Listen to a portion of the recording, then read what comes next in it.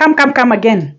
We are back to the part 2 of the 7 levels of financial freedom. So today we are going to be talking about the other levels. The last video, if you haven't watched it, please go back there so that you can watch it and understand the first 2 levels of financial freedom. So today we are going to be tackling the next 2 levels of financial freedom as described by Grant Sabatia. Grant Sabatia is a guy of the FIRE movement. Now, welcoming you once again. My name is Lucy Gedaiga. I want to continue asking you to stay on this channel, to subscribe, to comment. In fact, I am asking you to actually comment and tell me where are you when it comes to the first level of financial freedom, where we talked about clarity. Please, don't be mean. Just hit that like surely and even share.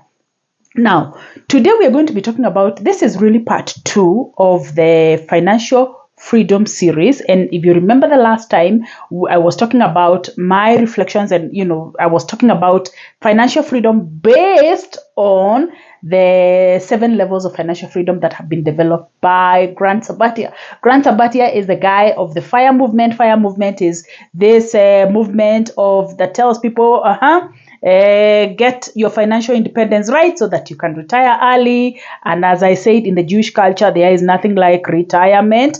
Actually, it is really, not retirement, but rehiring yourself, just getting, putting yourself to sort of do the things that you love. But you will not be, it's very important that you get your money right, you get your financial independence right. And we said that financial independence is that place, that time when you have been able to build your investments, and so your investments the income from your investments is able to actually meet your needs. Okay, your investments, the income from your investments is able to meet your needs. So today we are looking at the next 2 levels.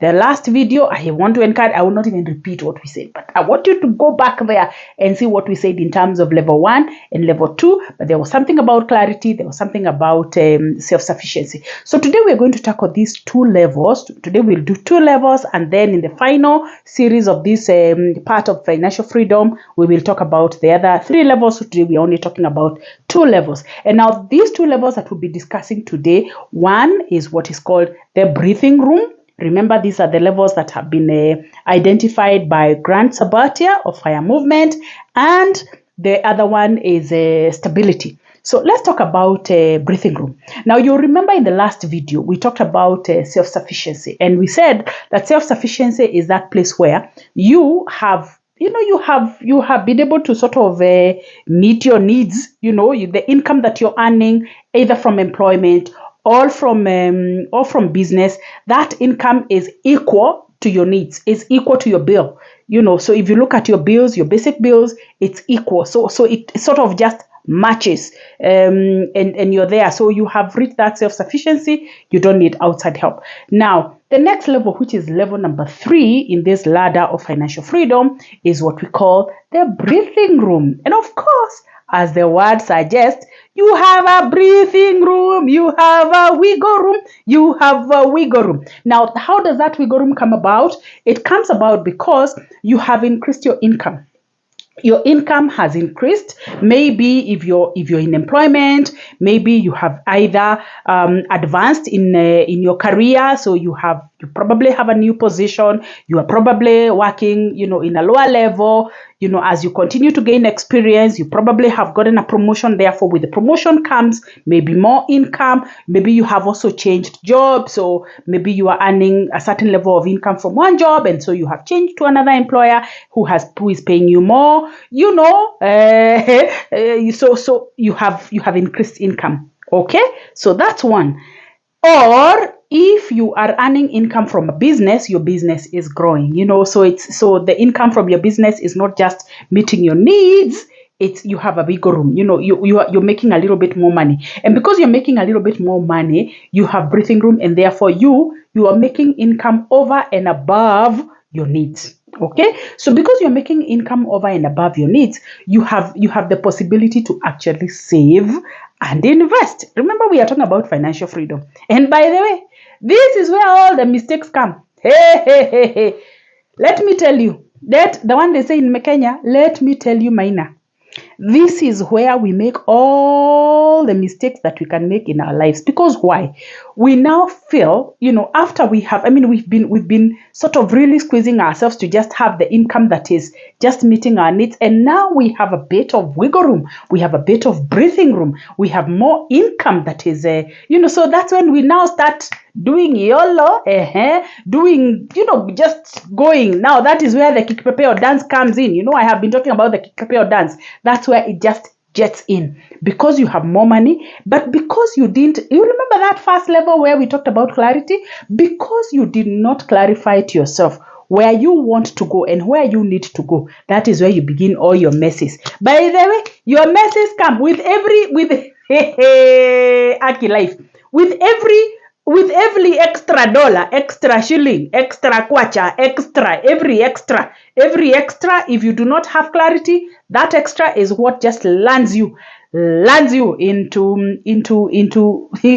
all this financial mess that of course people get involved in. And by the way, me, I am as open can be.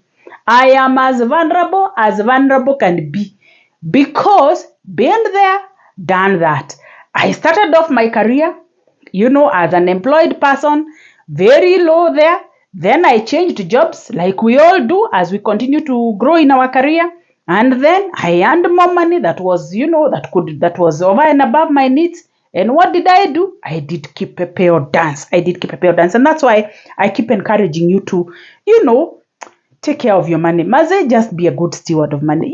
The resources that you've been given by God, the opportunity that you've been granted by God to actually earn an income, whether you're making that income from employment or whether you're making that income from business, you do have the responsibility to be a good steward of the resources that you have. Now, this breathing room, that level of financial freedom, that is where we begin to make mistakes. So it's like there's a that's where you get to reach a junction, and that junction, you can either go this way, where you sort of use that extra income that takes you to your financial freedom, or you go this other way and you find yourself in a hole. In my first book, The Unbeatable Spirit, I have talked about how I was dancing in a hole. You don't want to dance. You don't want to dance in holes. You don't want to take the route that takes you to dancing in holes. So yes, the third level of financial freedom is that thing we call breathing room. And if you had gotten clarity in the first level, then you will already know what you need to do with the extra income. You will already know, because you already got clarity. You already know where you want to go. So even when this extra money comes, you're not meandering and responding to every YOLO call. No. You're not here. You're not listening and waiting for every YOLO caller to call so that you can go and spend your extra shilling, because you already know where you need to go. So you sort of plan your life. So third level of financial freedom, breathing room. Now the fourth level of financial freedom is what we call stability. Okay, so in stability, you have now, of course, you have this extra income, and if you're wise and if you're working towards your journey of financial freedom and financial independence, you are putting the extra money. You are putting that extra money that we talked about, the extra money that you're earning that is over and above, your bills. You're now putting it into you're now saving it, and the first level, we say in the first instance, your stability is gained by ensuring that, by the way, I don't think there's anybody here, anybody who doesn't know about emergency funds. Hakuna mtu hajui. Nobody doesn't know. Maybe there are. Let me withdraw that. Maybe there are people who don't know. But anyway, that is why you're here, so that we can educate each other. Because we said in previous videos that financial literacy is going to be your rescue. So if you don't know, my friend, if you don't know, like I didn't know when I was 47, me, I have told my story. But then anyway, so the point is, stability is where, remember that extra income that you're having. Stability then says that you are putting that extra income into some positive use. You could be saving for, so that you can build up your emergency fund, so that should anything happen, remember, if you're in employment, I keep telling you on this channel, I know you know. And if you do not know, I am here to remind you, there is no employment that is permanent.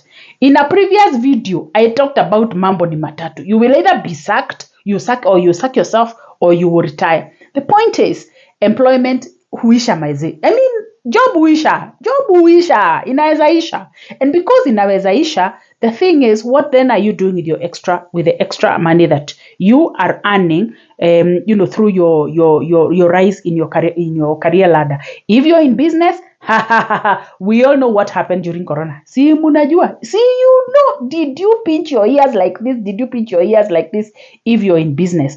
By the way, I have written a book called The 4 M's of Money, the secret code that every employee should know. By the way, in that book, I have also talked about people who are in business. And we know for a fact, if you do not own a business system, you own what we call owning a job. You have a job, you own a job. Now, this owning a job, these people who have a business where they go to, things happen. I mean, today you are hearing everybody, if you go to people who are in business, they are always complaining about vile nikubaya. They have this nikubaya in their lips. Nikubaya. By their business, people never say nikuzuri. I don't know which thing they drink. They drink from some place where they always, and I keep telling them, don't confess how things are bad. Don't. I mean, things will be fine. So anyway, you can be in business and the business can virisika. That's a reality. Even when we experienced Corona during the COVID season, we know how many businesses collapsed, and this is the time they are trying to sort of get up again. In Kenya today, of course, you know what taxes have done to us. These taxes that have been there. But the point is, when you have the possibility to make an extra income, this 4th level of financial freedom, it is for you to actually apply that money in a wise manner so that you can at least, kita mizizi. We call it kita mizizi. You can be, just like the word suggests, you have a bit of stability. If there is a bit of a wind that comes, a wind of loss of job or a wind of, loss of business, at least you have something that you can fall back to. Now, that falling back to is, for example, you have at least 6 months or 1 year, 6 months worth of savings, so that then even when, those things come, those matingiziko come, you still are able to meet your needs somehow. Stability also means, hey, let me talk this one because I am talking from Kenyan soil. That other thing called stability, maze. Hey, listen, having a home. I said having a home. Having a home is so important. And by the way, I realized how important having a home is, because when it became challenging for me to continue staying in employment, and it became challenging for me to continue staying in employment because I differed with my employer from the principle of values. There are certain things that I could not agree with. I said, that direction, no, no, I am not there. What gave me the possibility to actually say, no, I am not there, I don't agree? It's because at least I had begun to somehow work on my, financial independence situation for me to be able to actually tell my employer, I don't agree my values are in complete conflict with this decision that you have made. Why? Because at least I had a home.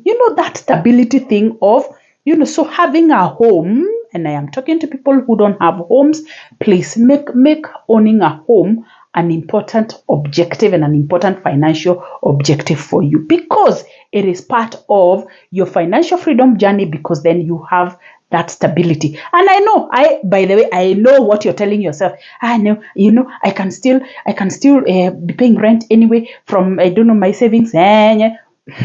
Listen, this is a 50-year-old woman talking to you. So listen to me, because being there, done that, I know what it would have meant. And by the way, when I was in the valley of my financial mistakes, the thing that I kept thanking God for is the fact that at least I had a home. I had a home when I was young. So I want to encourage you, please have a home. Work towards having that home, that extra income that you're earning. Don't just go YOLOing. Don't just go everywhere doing, keep a pay or dance. Let's apply our money in a proper manner. By the way, let me tell you something. Let me tell you something. I have something that I run, which is going to, I think, start in the month of November. It's called the Manage and Multiply Your Money Challenge. I want, by the way, in fact, if in the comment section, just say interested, and my team will get back to you, because sometimes, the Bible says, my people perish for lack of knowledge. You don't want to perish because you have decided that you will not seek knowledge. So anyway, today we were tutafika hapo, we will reach there, because I know you are a busy person. You are a busy person. So we have already tackled the 4 levels. In the first part of this series, we talked about the first 2 levels. In this series, we have talked about the next 2 levels of financial freedom. And next Friday, of course, we'll be here talking about the next 3 levels of financial freedom. Until next time, I want to continue to encourage you to subscribe. Hit that subscribe button. Don't just pass by. Subscribe. In fact, please don't be mean. Imagine just surely, what does it take to hit subscribe? What does it take to hit like? Imagine, with all the information that I'm sharing here, hit like. By the way, surely, what does it like to just do a comment? By the way, let me ask you. In fact, I want to ask you to comment. What is it that you're doing with that extra? Because I know you are, God has blessed you. You have that extra, that extra. You have left the thing of, you have that breathing room. Are you working towards your sustainability? Are you doing something so that you can, think about your financial stability? Because, and by the way, just having at your home, at TCG, you have 6 months of worth of financial, emergency. That's not the end. We still have other levels. And I want to encourage you to walk through that levels. And I think this guy, Grant Sabatia, he did a good job of just simplifying these levels. And we will continue to, advance through these levels. So I continue to encourage you. Let's meet next Friday for the 3rd part of this series. Until next Friday, thank you. See you.